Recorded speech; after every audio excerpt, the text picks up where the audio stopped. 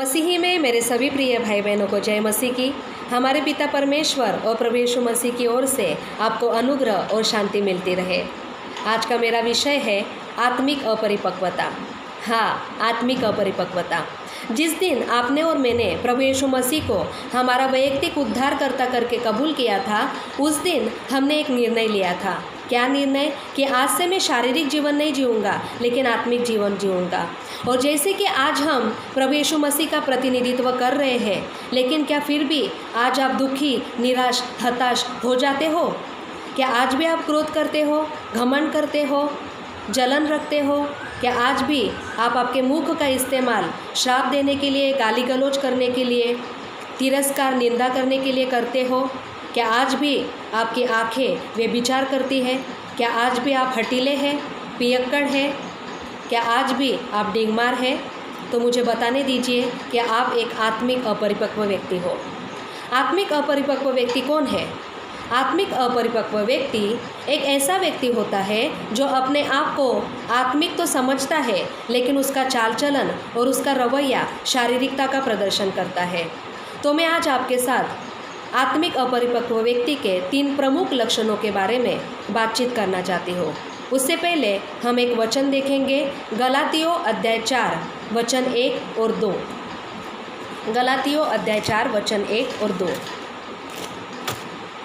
मैं यह कहता हूँ कि वारिस जब तक बालक है, यद्यपि सब वस्तुओं का स्वामी है, तो भी उसमें और दास में कोई भेद नहीं, परंतु पिता के ठहराए हुए समय तक संरक्षकों और प्रबंधकों के वश में रहता है।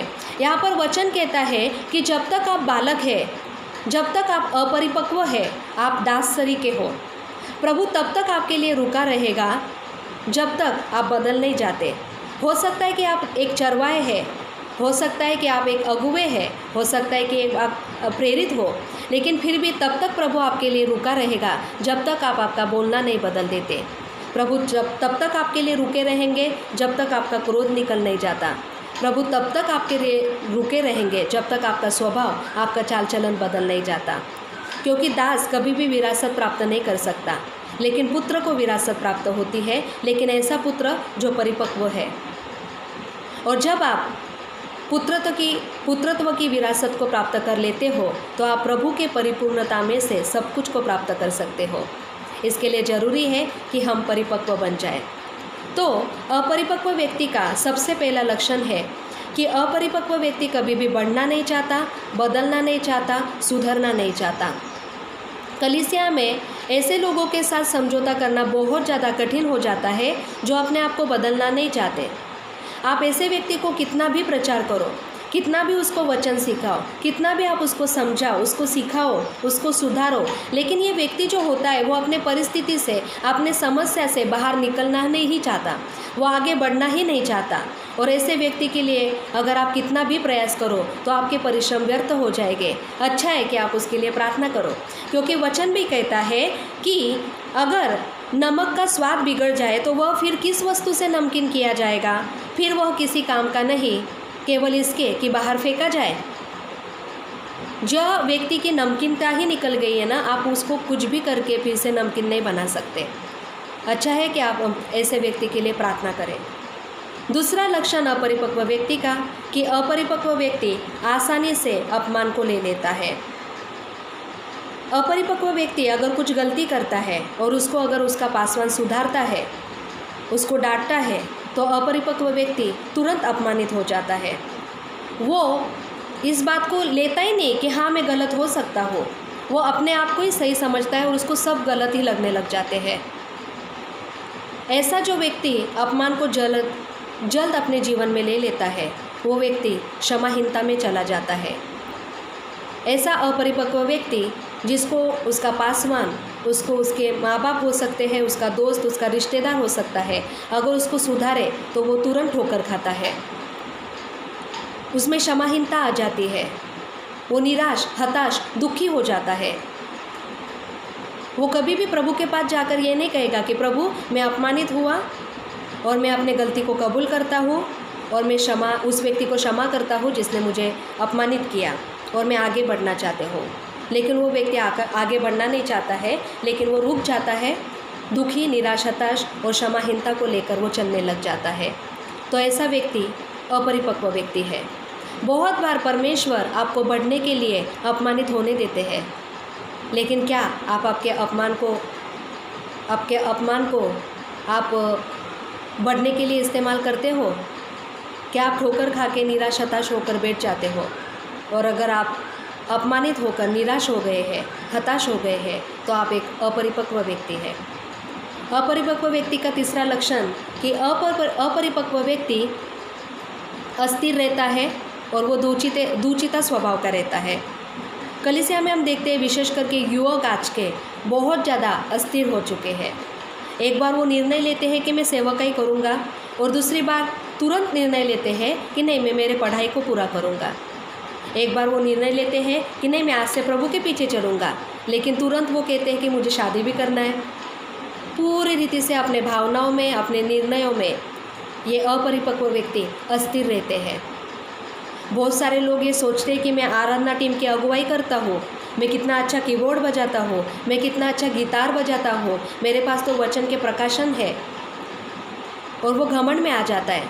प्रियो, मुझे बताने दीजिए कि भले ही आप आराधना टीम की अगुवाई कर रहे हो, भले ही आप आगे जाकर कलीसिया में सबसे अच्छी प्रार्थना करते हो, भले ही आप अच्छा गिटार बजाते हो, अच्छी आराधना करते हो, लेकिन इसका अर्थ ये नहीं है कि आप परिपक्व हो चुके हैं। लेकिन एक परिपक्व व्यक्ति हमेशा परमेश्वर के वचन के प्रति आज्ञाकारी रहता है। परिपक्व व्यक्ति वो है जो नम्र होता है, दीन होता है, जो क्षमा का हृदय रखता है, वो एक परिपक्व व्यक्ति है। इसलिए ज़रूरी है कि हम अपने आप को जांचें, क्या मैं आज मसीह हूँ लेकिन फिर भी मैं अपमान को लेकर चलता हूँ, तिरस्कार को लेकर चलता हूँ, नकारे जाने के स्वभाव को लेकर चलता हूँ? तो आपको बदलने की ज़रूरत है। प्रभु का आना निकट है और प्रभु चाहते कि हम परिपक्व बन जाए, क्योंकि वही 5 दुल्हन फाटक के भीतर प्रवेश कर सकी जो बुद्धिमान थी। इसके लिए ज़रूरी है कि हम आज बुद्धिमान और परिपक्व बन जाएं। मैं कल प्रार्थना कर रही थी और आत्मा में, मेरे हृदय में एक बहुत ज़्यादा बोझ आया, और पवित्र आत्मा कुछ बातों को मुझे आत्मा में प्रकट कर रहे थे। उसमें एक बात मुझे प्रभु ने दिखाई कि आज शैतान और दुष्ट आत्माएँ मसीही लोगों का नाश करने के लिए, उनको निराश करने के लिए, उनको नीचे लाने के लिए बहुत ज़्यादा प्रबलता से कार्य कर रही है। बहुत ज़्यादा निराश, हताश मसीही लोगों को करके दुष्टात्मा और शैतान उनको नाश करना चाहती है। इयोब के बारे में हम सब जानते हैं कि इयोब को निराश करने के लिए, उसको नाश करने के लिए शैतान को परिश्रम करने पड़े थे, लेकिन फिर भी शैतान हारा, ना कि इयोब। प्रियो, आज अगर आप मसीह हैं तो शैतान को परिश्रम करने पड़ने चाहिए, आपको निराश करने के लिए, आपको नाश करने के लिए, और आखिरी में शैतान हार जाना चाहिए। लेकिन आज हम देखते हैं कि बहुत आसानी से, बहुत ज़्यादा आसानी से हम मसीही दुष्टात्माओं के और शैतान के शिकार बन जाते हैं। कितना आसानी से शैतान आपको गिरा देता है, कितना आसानी से शैतान आपको निराश कर देता है, कितना आसानी से शैतान आपके विचार, मन के साथ इतना खेलता है कि वो आपको इस बात में ला देता है कि नहीं, मैं सीख चुका हूँ, मैं समझ चुका हूँ, मैं एक अच्छा प्रचारक हूँ, मैं एक अच्छा वचन का प्रकाशन रखता हूँ, मैं एक अच्छा आराधक हूँ।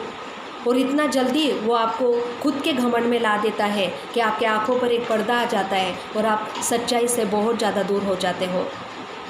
प्रियो, अंत के दिन निकट है। प्रभु बार बार एक चीज़ को बता रहे हैं कि उनका आना निकट है। एक दिन मैं प्रार्थना कर रही थी और मैंने प्रभु से कहा कि प्रभु, आप कितने करीब हैं हमारे, कितना आपका आना निकट है। तो प्रभु ने मेरे आँखों के सामने एक दर्शन दिया। एक फाटक था और उस फाटक के बाहर मैं देख रही थी, तो फाटक के तुरंत पीछे ही प्रभु यीशु मसीह थे। और प्रभु ने मुझे प्रकाशित वाक्य अध्याय 3 और वचन 20 को दिया कि मैं द्वार पर हूँ। हाँ प्रियो, प्रभु द्वार पर है। ये महामारी, ये समस्याएं, ये तकलीफ़ें जता रही है और प्रभु हमें चिन्ह दे रहा है कि मेरा आना निकट है, अभी भी समय है। प्रियो, आज जिस घमंड को लेकर आप चल रहे हो ना, जिस क्रोध को लेकर आप चल रहे हो, जिस स्वभाव को लेकर आज आप चल रहे हो, इससे किसी और का नुकसान नहीं है, लेकिन आपका नुकसान है। जिसका हाथ टूटता है ना, उसी के गले में वो पड़ता है। इसके लिए आपके क्रोध से, आपसे घमंड से, आपका जो ईगो आज आपके जीवन में है, इस ईगो से किसी और का नहीं, लेकिन आपका नुकसान होगा। लेकिन आज भी आपके पास समय है, आज भी आपके पास अवसर है कि आप बदल जाएं। प्रभु ने अभी भी आप पर हार नहीं मानी है, आप भी हार मत मानो। खड़े हो जाओ। प्रभु का अनुग्रह, प्रभु का सामर्थ, पवित्र आत्मा अभी भी आपके लिए उपलब्ध है। लेकिन आपके हाथ में है चुनाव करना कि आप जीवन को चुनते हो कि विनाश को चुनते हो। जो चुनाव आप करोगे उसका प्रतिफल आप पाओगे। इसके लिए आपके हाथ में निर्णय है, परिपक्व बन जाओ, क्योंकि प्रभु परिपक्वता को चाहते हैं। और जैसे कि इन 3 लक्षणों का आपने देखा और आपको अगर लग रहा है कि हाँ, इस क्षेत्र में मैं अपरिपक्व हूँ, तो अभी समय है कि हम उस बात को मान लें, हम पश्चाताप करें, मन फिराएं और आज से निर्णय लेकर प्रभु के पीछे चलना शुरू कर दें। मैं आपके लिए प्रार्थना करूंगी। प्रभु, हम आपको धन्यवाद देते हैं। पवित्र आत्मा जो पृथ्वी पर हमारे लिए सहायक के रूप में दिया गया है, ये पवित्र आत्मा हमें सिखाता है, हमें स्मरण दिलाता है और हमारे पापों के प्रति हमें निरुत्तर करता है। तो इस समय हम पश्चाताप करते हैं प्रभु, और हाँ, हम कबूल करते हैं कि अभी भी हमारे जीवन में ऐसे कुछ क्षेत्र हैं जिनमें हमें परिपक्व बनने की ज़रूरत है। तो अब प्रभु, हम प्रार्थना करते हैं कि हमें सहायता कीजिए, हमें अनुग्रह दीजिए कि हम परिपक्व बने और हम आपकी इच्छा को पूरा करें। प्रभु, धन्यवाद देते हैं कि इस वचन के द्वारा आपने हमारी आँखों को खोला और सच के द्वारा हमें स्वतंत्र किया। प्रभु, हमें सहायता कीजिए। धन्यवाद, आपने हमारी प्रार्थना को सुना। इस प्रार्थना को प्रभु यीशु मसीह के सामर्थ्य नाम से मांगते हैं। इसे सुनिए और दया से कबूल कीजिए। आमीन।